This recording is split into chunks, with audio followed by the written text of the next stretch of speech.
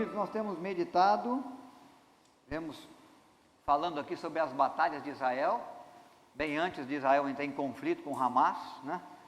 Estávamos avaliando algumas batalhas e o agir de Deus e as vitórias que Deus dá àqueles que nele confiam, aqueles que o têm como Rei dos Reis, Senhor dos Senhores, Senhor dos Exércitos, aquele que se refugia, né, no castelo forte, no refúgio de fortaleza, conforme lemos na abertura desse culto, foi lido pelo presbítero Fred, no refúgio de fortaleza que é o Senhor. Semana passada, domingo passado, nós abrimos uma reflexão sobre a luta, não como um exército de homens que lutam entre povos e nações, mas como um exército de Deus que luta contra o pecado. Começamos a avaliar nossa luta contra o pecado, tomando por base parte da história da igreja, chamada a história da Reforma Protestante, porque no mês de outubro, dia 31 de outubro, celebramos o dia da Reforma Protestante, quando Martim Lutero fixou as 95 teses em defesa contra as indulgências estabelecidas pelo Papa Leão X no seu tempo. E aí a Reforma Protestante surgiu com um chamado de Deus à igreja para voltar às Escrituras. Chamado de Deus à igreja para tomar a Escritura de novo como regra de fé e prática. Porque a igreja havia se corrompido, havia se envolvido em ações pecaminosas, corruptas, distantes do querer, do propósito de Deus. Então nós começamos a avaliar a nossa luta contra o pecado. Hoje vamos seguir nesse tema, nós vamos tomar um tema aqui, que é um tema da Reforma Protestante, que vem depois de 1517, que vem do momento em que um reformador também vai fazer essa declaração que está aqui na tela. Ecclesia Reformata et semper reformanda est. Igreja reformada, sempre reformando, é a frase de Gilberto Voigt. Ele é teólogo reformado, ele fortalece essa verdade durante o Sínodo de Dort, na Holanda, e a igreja é chamada para observar sempre o propósito de Deus, do valor, do princípio, do ensino das Escrituras Sagradas. Olhar sempre para a palavra de Deus e rever, nos reformar. Na nova vida que de Deus temos, na mente nova que de Deus recebemos, a mente de Cristo. Romanos capítulo 12, verso 1 e 2, 2 versículos apenas, vão servir de base para a nossa reflexão. Paulo está falando da nova vida em Cristo e da nossa responsabilidade. Por isso ele nos chama e nos chama com um grandioso clamor, porque ele roga pelas misericórdias de Deus. É como se ele dissesse, pelo amor de Deus. Rogo-vos, pois, irmãos, pelas misericórdias de Deus, que apresenteis o vosso corpo por sacrifício vivo, santo e agradável a Deus, que é o vosso culto racional. E não vos conformeis com este século, mas transformai-vos pela renovação da vossa mente, para que experimenteis qual seja a boa, agradável e perfeita vontade de Deus. Que Deus acrescente graça ao nosso coração, pela leitura e reflexão que fazemos da sua bendita palavra. Amém, queridos? Graças a Deus, nós, como igreja do Senhor Jesus, temos que estar sempre observando o nosso proceder, o nosso falar, o sentimento que vai no nosso coração, os princípios, os valores, as propostas, as escolhas que fazemos, se elas estão de acordo com a vontade de Deus revelada nas Escrituras Sagradas. Por isso a importância de semear a Escritura, de colocar a Bíblia na mão das pessoas. Por isso que Martim Lutero, quando ameaçado pela cúpula da Igreja Católica Apostólica Romana no seu tempo, ele foi protegido por um amigo, um príncipe da Saxônia,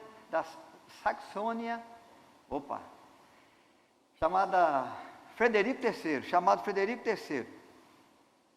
Ele foi colocado num castelo, viveu no castelo por 10 meses, escondido, protegido, guardado ali.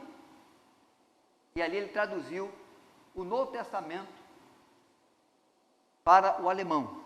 E levou para o povo, para a sua nação, seu povo, sua língua, a Bíblia no seu idioma, para que ele pudesse observar as Escrituras e verificar, como os bereanos faziam, e Paulo os louva, se é mesmo assim, se é mesmo como tem sido pregado, se é mesmo como nos tem sido anunciado, para colocar o nosso coração em submissão, em sujeição às Escrituras Sagradas. A primeira coisa que esse texto me lembra é que a igreja ela não consegue mudar sozinha. O corpo de Cristo só muda com o comando de Cristo. O corpo de Cristo só caminha, só toma a sua ação em obediência ao querer do Senhor Jesus, com a ajuda, com o senhorio de Cristo sobre a nossa vida, com a ação do Espírito Santo sobre nós. Paulo tem essa certeza, que é por isso que nós temos que nos dedicar ao Senhor, nos entregar ao Senhor, nos colocar nas mãos do Senhor. Não conseguimos mudar a nossa vida em nada por nós mesmos.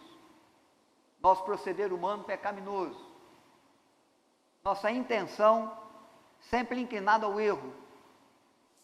Nós somos sempre vencidos pelo pecado, se andarmos apenas pela nossa natureza humana, se lutarmos apenas com a nossa força, com as nossas possibilidades, se tentarmos apenas com os recursos que temos como ser humano, seremos vencidos por nós mesmos, pela natureza pecaminosa que vai nos levar ao erro. Vamos ser vencidos pelo diabo, que arma as suas situações, as suas circunstâncias, que avalia as nossas fraquezas e que pega o nosso ponto fraco e que nos leva à queda. Prende o nosso pé no laço do passarinheiro. Não conseguimos vencer o mundo que nos cerca, que nos envolve, que quer ditar para nós as normas, os princípios, os propósitos, o que convém, o que não convém, o que é certo, o que é errado. Precisamos de Cristo. Precisamos de ter o senhorio de Cristo sobre nós. Cristo como o cabeça. O apóstolo Paulo lembra essa verdade no capítulo 1 de Colossenses, no versículo 18. Ele fala que todo o corpo tem que estar sob o comando de Cristo, o cabeça da igreja, o Senhor da igreja. E é Ele que nos fortalece, Ele que nos capacita e nos condiciona para vencermos as lutas, as batalhas do nosso viver. Filipenses 2,13 está escrito ali: porque Deus é quem efetua em nós tanto querer como realizar, segundo a sua boa vontade. Paulo está nos chamando a nos colocarmos diante de Deus,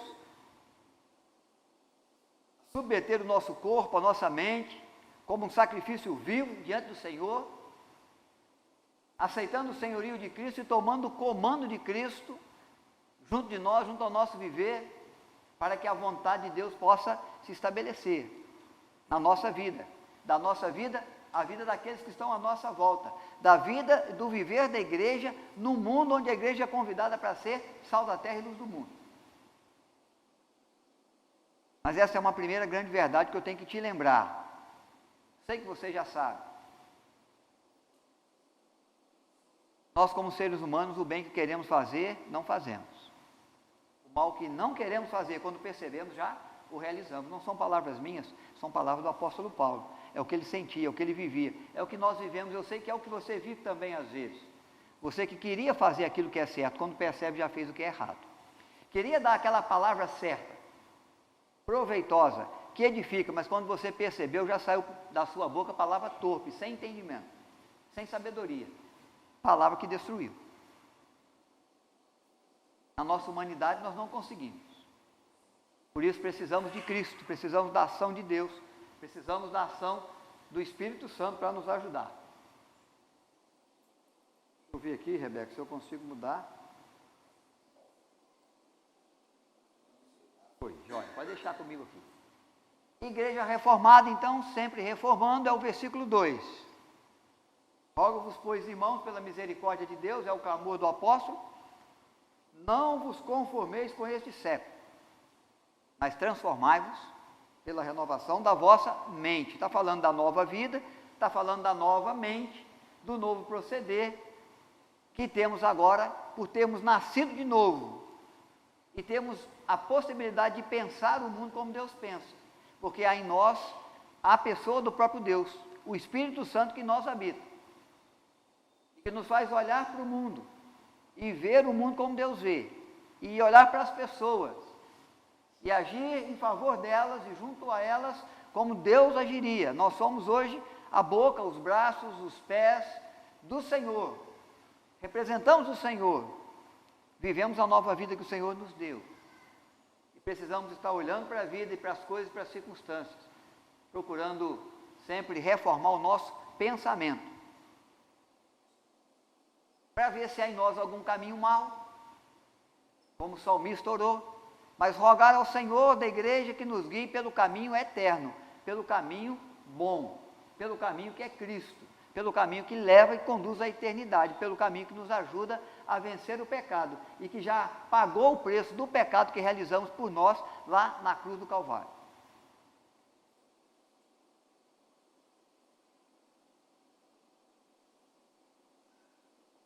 Não quer dizer que a igreja deva a cada geração se adequar aos ensinos,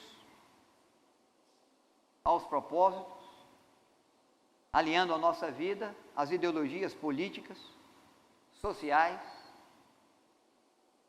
sexuais, de gênero, ou seja o que for, até em algumas modernidades aí, de igrejas que vivem o evangelho às vezes da igreja, mas não o evangelho de Cristo.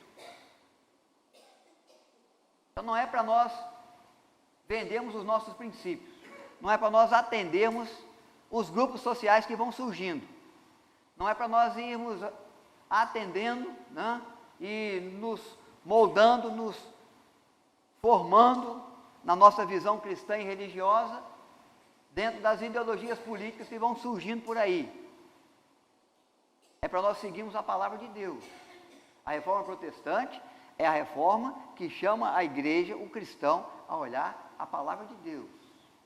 Porque até o dogma da igreja levava o cristão num caminho fora dos caminhos da fé, fora do princípio, do propósito que Deus queria, fora do ensino autêntico, verdadeiro, que conduz aos céus, enganando, ludibriando, com fábulas, transformando a verdade de Deus até em mentira, dizendo da possibilidade, por exemplo, de eu comprar o meu perdão com o meu dinheiro, de eu adquirir por mim mesmo a graça de Deus, pelo meu empenho, pelo meu esforço, pelo meu recurso financeiro, pela minha bondade, pelo meu procedimento, e herdar a vida eterna com o Senhor. Que Paulo escrevendo aos Efésios, capítulo 2, vai dizer que não é algo que eu conquisto por mim mesmo, não por obras de homens, para que ninguém se glorie, mas que é fruto da graça de Deus que em Cristo se manifestou na cruz. Um favor que eu não merecia, uma graça que eu não podia receber e nem alcançar por mim mesmo, mas que Deus concedeu a todo aquele que crê em Cristo e faz de Jesus o seu Salvador pessoal. Então a igreja não precisa se moldar às ideologias que vão surgindo, ela tem que se manter firme às Sagradas Escrituras. Igreja reformada, sempre reformando, não quer me conduzir para princípios de novas ideologias que a Bíblia condena, propósitos e princípios que a Bíblia não agrada, que o Senhor não nos manda seguir, nem viver. Não é transformar a igreja numa porta aberta para que todos que venham possam sentir à vontade, encaixado, bem acolhido, com suas ideias, com suas propostas, com suas ideologias, com seus princípios e valores, sem ter que mudar o seu proceder dentro da nova vida que Deus nos convida e nos dá a graça de viver. A renovação da nossa mente é a renovação que vai ser dirigida, orientada, conduzida, formatada pela palavra de Deus. E há na palavra de Deus muita coisa que eu julgo, ou julgava antes de conhecer a Cristo e melhor a palavra de Deus, que era correto e agora eu percebi que não é correto. Que era certo se fazer, eu pensava que fosse, e hoje eu descobri que não é. E que era um caminho certo a se tomar, e uma mesa certa a se assentar, e um local correto a frequentar, e eu começo a descobrir, biblicamente, que não é assim, de que há princípios, há direção de Deus, há um querer de Deus, há um mandamento de Deus, que precisa ser cumprido na vida dos seus servos.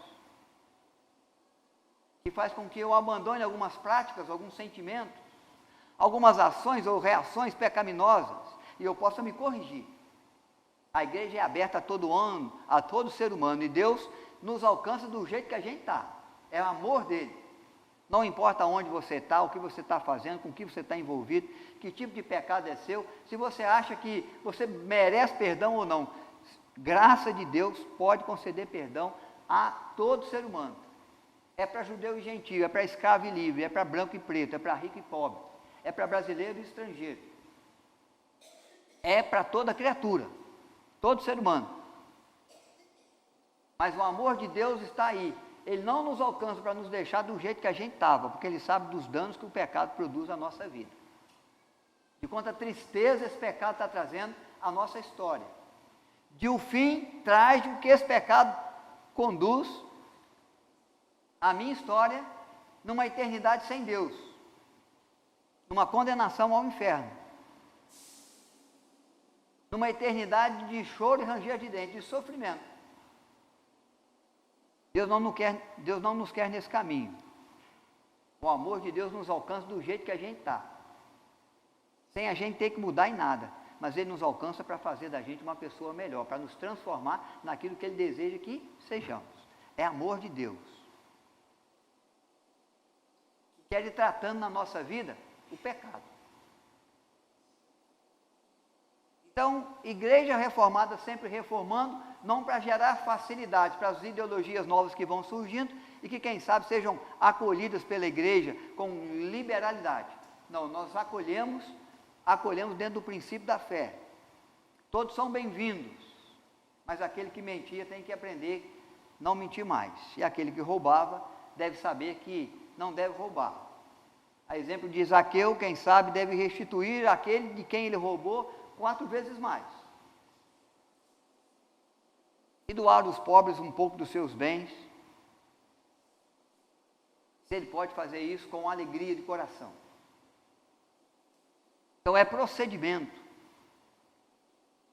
de formação de mente, de coração, de alma, fundamentado na palavra de Deus, não para nos abrir às coisas desse mundo, mas para nos abrir ao propósito de Deus revelado à sua palavra. Então, igreja reformada sempre reformando é voltar-se à Escritura, dobrar-se diante do ensino de Deus, do revelar de Deus. A Escritura Sagrada havia sido tirada das mãos dos fiéis da igreja.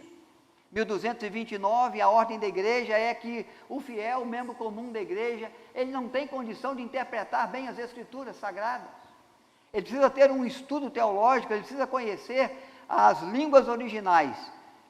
Hebraico para o Velho Testamento, grego para o Novo Testamento. Ou ele tem que conhecer pelo menos o latim, que era uma língua bem falada. Porque havia a Vulgata Latina traduzida por Jerônimo, e agora ela está à disposição da igreja. Mas o fiel comum que não conhece de teologia, não consegue interpretar bem. Se ele não conhece os idiomas originais do escrito das Escrituras, é a palavra do clero da igreja, é a palavra do concílio da igreja. E a Bíblia ficava nos templos abertos o dia todo, e o fiel podia escolher o momento do seu dia para ir lá, fazer a sua leitura bíblica, dos textos bíblicos que a igreja tinha, e fazer a sua oração, a sua prece, render a sua prece, dar sustento à sua vida devocional diária, com leitura da Bíblia e oração. E esses livros sagrados foram retirados da igreja, e foram levados para os seminários, e apenas o clero da igreja tinha possibilidade de conhecer os escritos sagrados e verificar se aquilo que a igreja estava fazendo ou dizendo, a maneira como estava sendo conduzido o procedimento de fé, o momento da adoração e do culto, era de acordo com as Escrituras. Porque muitos dos irmãos da igreja começaram a questionar a igreja em alguns princípios e alguns valores. Então, o propósito que surge na igreja reformada é de dar valor à Escritura Sagrada. A voz do clero foi tomada como voz de Deus. Você pode ouvir o clero falando é Deus falando. A fidelidade na vontade de Deus aí. Sendo que os seres humanos eles podem errar, os concílios eles podem errar, porque são formados por seres humanos. A única coisa que não erra, a única regra de fé e prática infalível é a palavra de Deus. Então o chamado é, volte para a palavra de Deus para que você possa vencer os pecados que te vencem. Para que você possa ir formatando a sua mente, a sua vida, o seu coração, na nova vida que Deus te deu. O apóstolo Paulo está exortando a igreja a não nos conformar com os princípios, os valores, o que o mundo vem ditando, a maneira como ele vem tentando formatar a nossa vida, as nossas escolhas, as nossas decisões, determinar do jeito que tem que ser. Quem pode determinar para o cristão é a palavra de Deus. Não é nem mesmo o púlpito da igreja. Se em algum momento o orador, o pregador, aquele que conduz a reflexão da palavra não for fiel à palavra e ao querer de Deus e ao propósito de Deus que na sua palavra nos é revelado. Então é chamar para a palavra de Deus sob a iluminação do Espírito Santo. A palavra de Deus ela é revelada pelo próprio Deus, ela é inspirada a autores bíblicos, aproximadamente 40 autores da Escritura, num período de tempo de 1.600 anos, do tempo em que Moisés recebeu as Escrituras da parte de Deus, até o tempo de João, quando fechou a revelação com o Apocalipse na ilha de Patmos, e o Senhor veio revelando como o autor da Escritura, junto a cada coração, inspirando os homens para escrever aquilo que Ele quer que o seu povo saiba. O revelar da sua vontade, do seu propósito, para o coração daquele que crê. E quem nos ilumina a mente para entender as verdades reveladas por Deus é o Espírito Santo de Deus que em nós habita. É o Espírito Santo de Deus que abre o nosso entendimento. É o Espírito Santo de Deus que faz cair dos olhos as escamas, que nos impede de ver como Deus vê. Que nos impede de olhar para a Bíblia e descobrir as verdades de Deus nas entrelinhas. No propósito que Deus revelou. Para que a Bíblia não seja apenas um livro de boa instrução, um livro usado nos tribunais, um livro de ensinos e instruções sábias, um livro de belas histórias. Ou, conforme a visão ainda de alguns, um papel que pode aceitar tudo, como qualquer outro papel. Ela é o revelar de Deus, que pela ação do Espírito é aberto, na iluminação que Ele dá aos nossos olhos, para que possamos ver e entender o que Deus de fato revelou. E assim a igreja vai se transformar num agente de transformação, vai viver a possibilidade de gerar as mudanças, as transformações, no seu coração primeiro. Tudo começa comigo, e em razão do meu viver, com o meu vizinho, com o meu cônjuge, com o meu filho, com a minha filha. Porque não é só aquilo que eu estou dizendo, que eu estou falando, que a palavra de Deus fala, que a palavra de Deus diz. É aquilo que Ele está vendo na minha vida, da palavra de Deus que está frutificando nas minhas ações, no meu procedimento. E aí a igreja reformada, a igreja firmada na palavra de Deus, a igreja que se volta para o revelar do Senhor, é uma igreja que vai caminhando e se mantendo no revelar do Senhor. Ela não vai viver corrupções. Ela não vai andar segundo o princípio de homens. Porque desde Jerusalém, em Atos capítulo 2, a igreja surge em Jerusalém, no dia de Pentecostes. Quando o Evangelho é proclamado na cidade de Jerusalém, nas ruas, no idioma, na língua materna de muitos povos que ali estavam.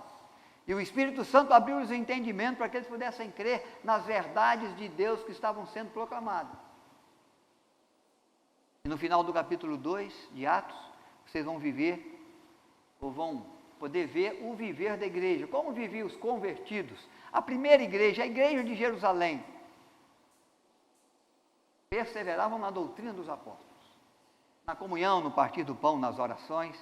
Há muitas atividades que envolvem a vida da igreja, mas eles estão perseverando no ensino recebido pelos apóstolos, que os apóstolos receberam de Cristo, e que Cristo, antes da ascensão aos céus, disse aos apóstolos no Monte das Oliveiras: ide fazer discípulos de todas as nações, ensinando-os a guardar todas as coisas que eu vos tenho ordenado.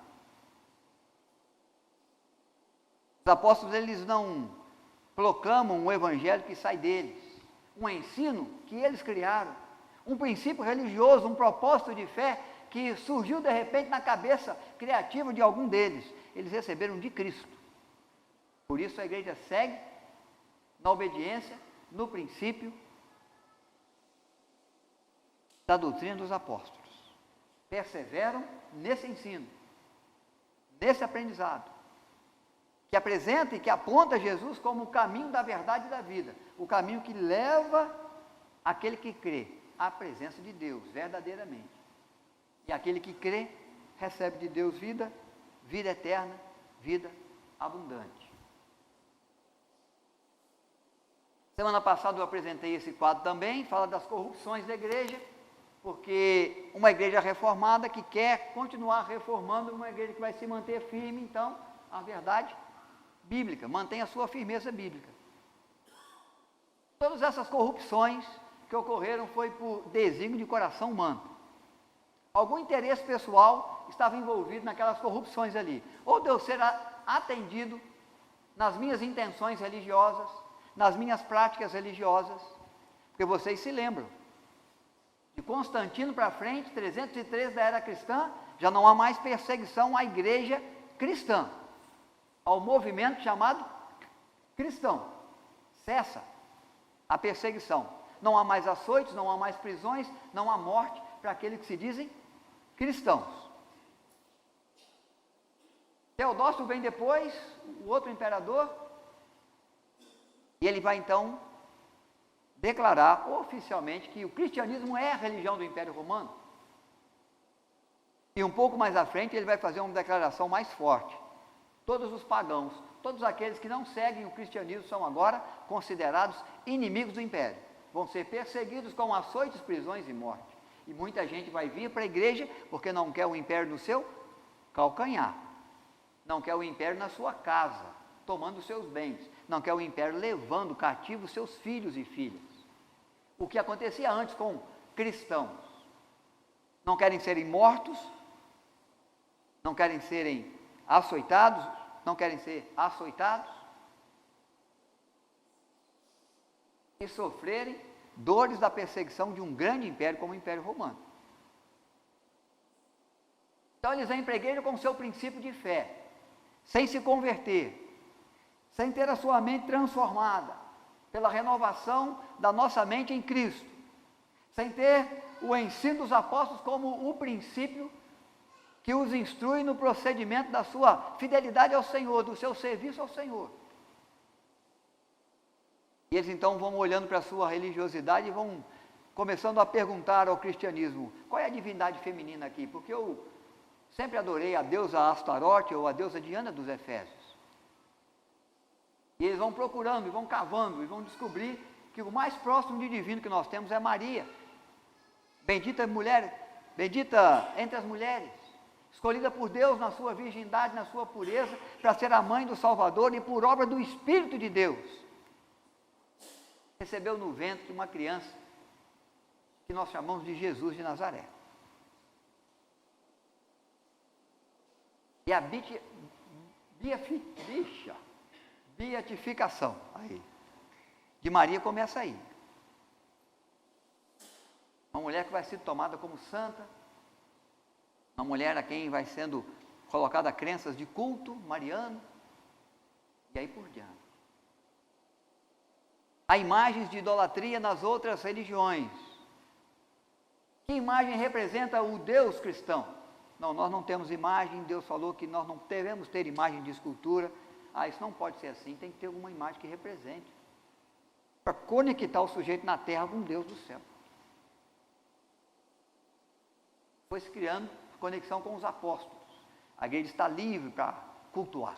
Ela pode cultuar aonde está sepultado o apóstolo Paulo, o apóstolo Pedro, o diácono Filipe, o diácono Estevão. Nós não tínhamos liberdade para fazer, agora nós temos. Vamos fazer um culto, vamos reconhecer esses homens de Deus. Vamos reunir a nossa igreja lá, junto ao túmulo de São Pedro. E quando vamos à igreja, nós realizamos as nossas preces, nós pedimos das graças, das bênçãos de Deus. Você veio aqui, com certeza, no momento da nossa intercessão, você coloca diante de Deus alguma coisa da sua vida, nessa semana que você quer resolver. Algum problema que você vê na vida do seu filho, do seu amigo, do seu vizinho, do seu cônjuge. Alguma situação financeira, alguma situação de saúde, alguma situação na luta contra o pecado. E eu tenho certeza que Deus é Deus que ouve prece, vai ouvir a sua oração. Vai abrir janelas nos céus, vai derramar bênçãos sem medidas para você. E esses irmãos se reuniam nesses locais e faziam as suas preces. E eles recebiam as suas graças. E quando eles iam viver o momento do compartilhar das bênçãos, ele dizia, lá no túmulo de São Pedro eu orei. E lá eu fui agraciado com aquilo que eu pedi. E alguns na igreja que não têm a conversão, que não são formatados pela palavra de Deus, que não é uma igreja reformada que segue os princípios e a doutrina dos apóstolos, começa a achar que a graça de Deus está na comunicação com o túmulo de São Pedro. Iam para lá pedir as suas graças, fazer as suas preces, as suas orações. E de repente aquilo que Deus ia fazendo e vem fazendo, o abençoado Senhor, na resposta à nossa prece, ia sendo considerado como bênção de São Pedro, de São Filipe, ou de São Bartolomeu, ou da Santa Maria de Nazaré. Seres humanos que estão querendo atender os seus anseios, as suas convicções religiosas, sem conversão, sem olhar para a palavra de Deus, sem examinar na palavra de Deus se é assim mesmo que Deus diz. Vão buscando os links dentro da igreja cristã para satisfazer os seus princípios religiosos. A corrupção vai embora. Depois vem o Império Romano, querendo saber quem são as pessoas que estão armando contra o Império, os revolucionários aí, que se levantam contra o domínio do Império Romano. Vamos estabelecer para a igreja e na igreja a confissão ao clero da igreja. E aí nós vamos saber do clero quem são os anarquistas aí junto ao Império. E o Império e o clero vai ouvir sobre os pecados praticados. E vai saber do contexto que envolve cada vida na sua ação política. E vai poder entregar para nós. Interesse político. Às vezes interesse do próprio clero. Por que surgem as indulgências? Porque uma abadia de São Pedro precisa ser construída, a mais luxuosa de todo mundo até hoje, lá no Vaticano.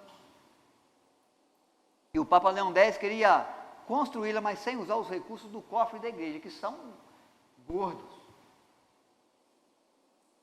Então ele estabelece que aquele que quer perdão de Deus, que a igreja pode oferecer e conceder, ele vai ter que confessar o seu pecado. E a igreja vai estipular qual que é o valor do perdão que a igreja possa dar numa bula papal que você leve no bolso, que você guarde na mala, que você arquive lá nos seus arquivos financeiros, né? Ou arquivos de prestação de contas a Deus, nos livros de registro da sua vida de fé. O perdão que a igreja pode oferecer. E eles ouviam as pessoas e a pessoa tirava do bolso o dinheiro e pagava e recebia a bula papal pelos pecados confessados. Estavam perdoados os seus pecados. Contrariando a palavra de Deus de que não é por obras. Não é algo que eu alcanço, que eu compro, que eu conquisto. Mas é graça de Deus. Pela graça sois salvos mediante a fé, não vem de vós. É dom de Deus. Não de obras para que ninguém se glorie. Mas não há escritura para saber se é assim mesmo. E a igreja vai se corrompendo. Por conexões pessoais de uma religiosidade que não viveu a conversão, por interesses políticos, por interesses do clero da igreja. E a igreja vai se corrompendo, e vai se distanciando do Senhor, até que na Reforma Protestante ela é chamada na luta contra o pecado, para vencer a corrupção que nos vencia, para voltar a atenção para a Escritura. Não vos conformeis com este século,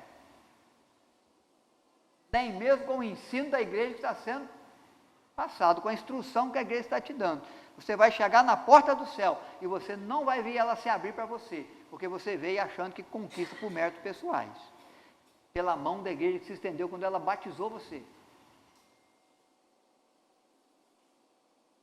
A igreja tem que se manter firme à palavra na luta contra o pecado.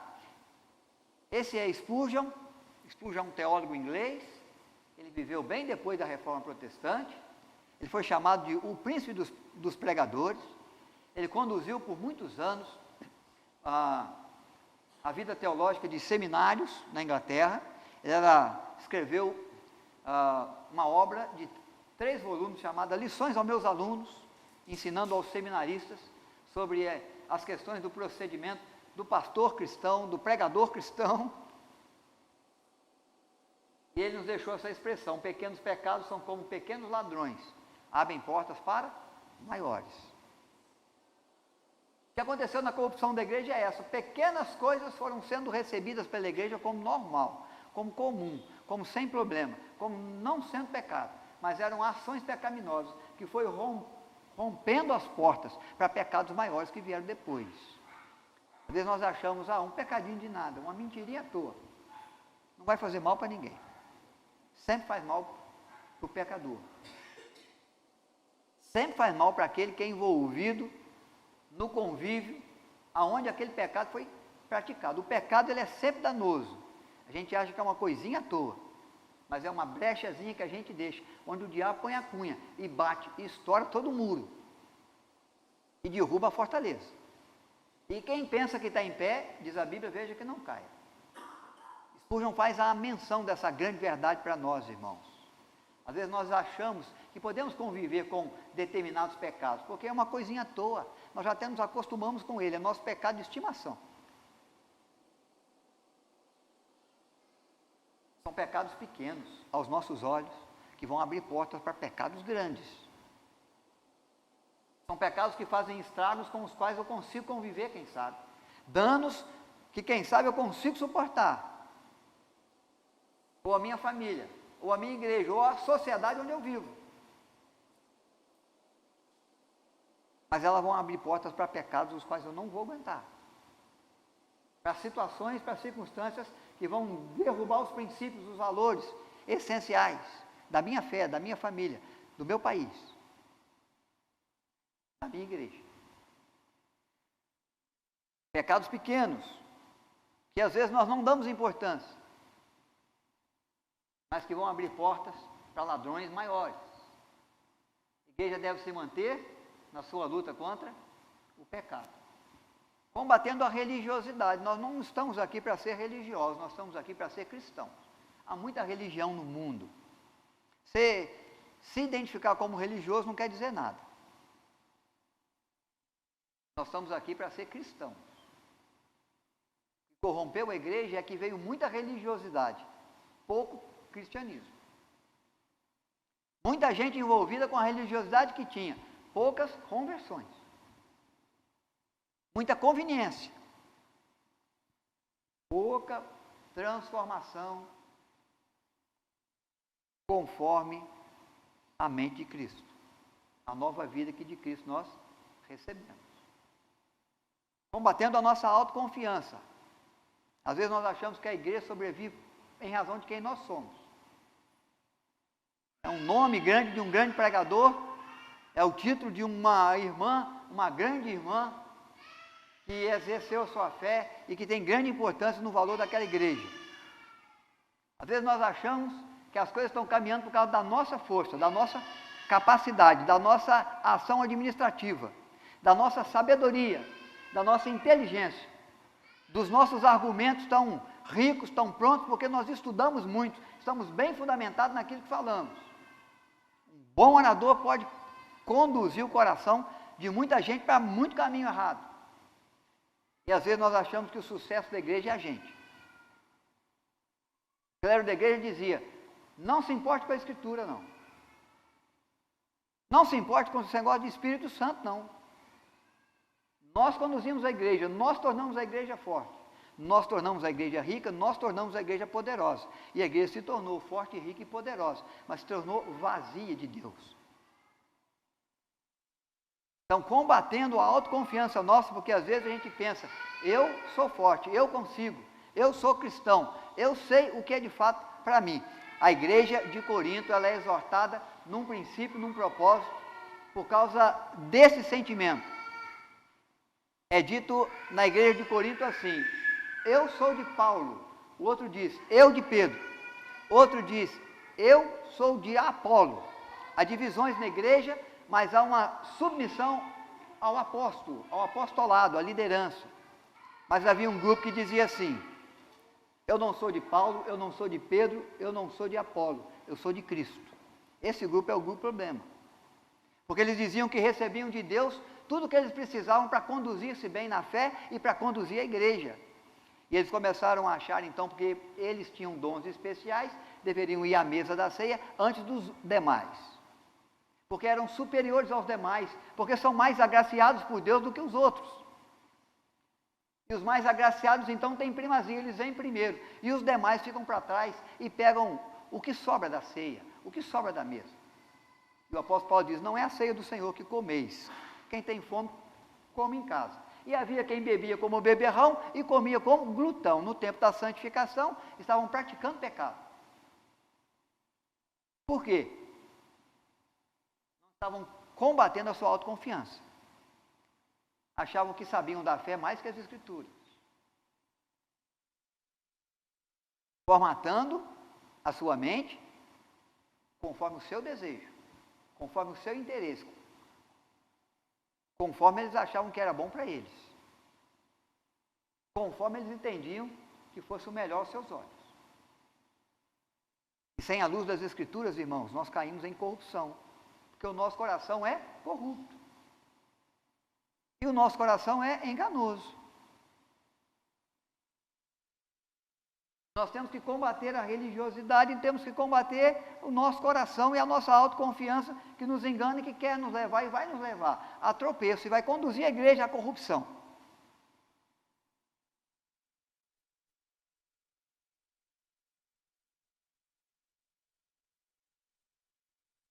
Na luta contra o pecado nós temos que lutar combatendo as práticas mundanas. Há muito do mundo chegando para a igreja. Há muito daquilo que Deus condena e o mundo faz, que quer ser praticado dentro da igreja. Hoje pela manhã o presbítero Fred, que me acompanha aqui na liturgia, nos lembrou bem da parábola do joio e do trigo, que crescem juntos, são muito parecidos. Mas um é joio, o outro é trigo. Um está dentro do propósito de Deus, o outro não. Um vai alcançar os céus, o outro vai ser lançado no fogo e ser queimado. Crescem juntos. Parece a mesma coisa. Mas nós sabemos que não é. O tempo vai mostrando que não é.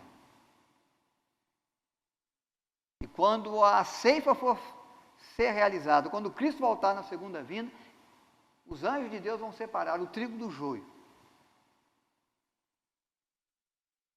Aqueles que acharam que podiam vir para a igreja com as mesmas práticas que faziam fora do portão da igreja.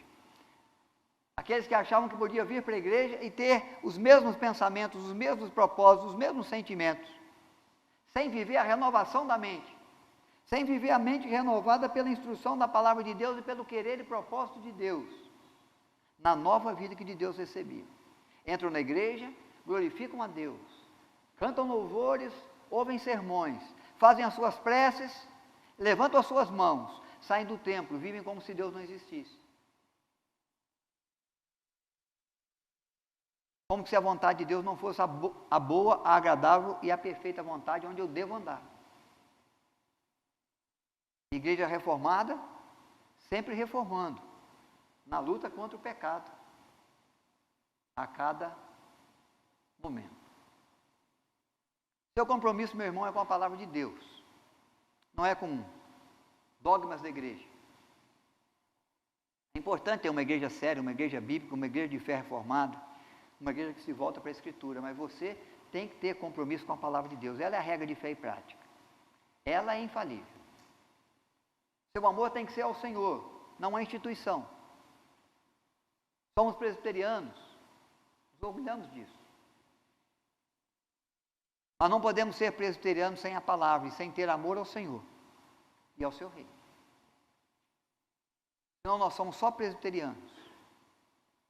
Não somos trigo. Não somos cristãos. O amor a Deus, o amor ao Senhor, em primeiro lugar. Amor a Deus sobre todas as coisas. Amor aos perdidos. Eu percebo o que a nova vida de fé faz para mim, produz em mim, na minha vida, nas vitórias que eu ganho na luta contra o pecado, na graça de Deus que eu recebo, no cuidado que Ele me dá, na salvação que Ele traz, na vida eterna que Ele me concede, por graça e por confiança naquele que Ele enviou por amor ao mundo, o seu Filho unigênito, e todo aquele que crê nesse Filho tem vida eterna. Eu tenho que pensar naqueles que estão se perdendo. Eu tenho que proclamar o Evangelho para eles. Eu tenho que usar do coral, num ministério que proclama através das canções. Eu tenho que usar dos gideões, que leva a semente, a boa semente do Evangelho, aonde dá para levar. Eu tenho que ser a luz de Deus no mundo das trevas. Eu tenho que ser o sal, para que o mundo não caia em apodrecimento, para preservar o bom propósito de Deus de salvar o perdido por graça.